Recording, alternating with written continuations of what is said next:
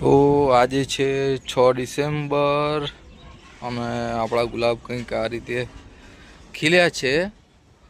જો બહુ સારી રીતે એવા ખીલ્યા, પણ ખબર નહીં કેમ આમાં આવા પત્તા થવા માંડ્યા. ખબર નહીં કેમ, આનું શું કારણ હશે ખબર નહીં. મારા ખ્યાલથી આ થ્રીપ્સ હોય એવું લાગી રહ્યું છે, કારણ કે એ જ લાગે છે મને, બીજું કંઈ છે ને.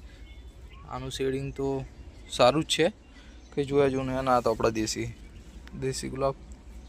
પણ આ જે વેરાયટી છે મારી જોડે, આ વેરાયટી બહુ જોરદાર લાગે છે. બહુ સુગંધ આવે છે, સુગંધવાળી વેરાયટી છે.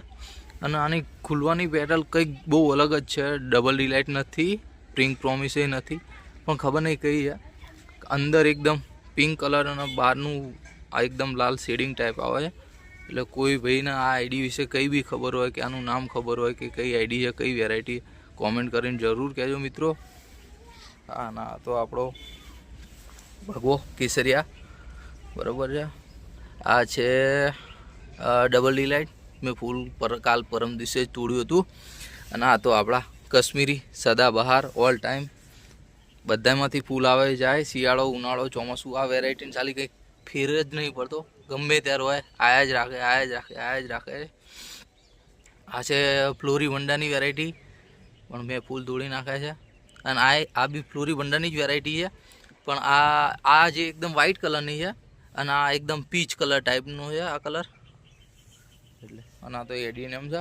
આપણે આ એડીનેમ છે, આ એડીનેમ છે. એ આના સીડ્સમાંથી કરે છે, આપણે ગ્રાફ્ટ કરવાના. જે આમાંથી છે આ ગ્રાફ્ટથી તૈયાર કરેલા. જો આ આપણે ગ્રાફ્ટથી તૈયાર કરેલો છે એડીનેમ. એટલે એને આમાંથી હવે ફેબ્રુઆરીમાં જ ગ્રાફ્ટ કરીશું, કારણ કે અત્યારે કોઈ કરીને મતલબ નહીં. કારણ કે ડિસેમ્બર આવશે એટલે એડીનેમ મોટા ભાગે ડોર્મેન્સીમાં જતું રહેશે.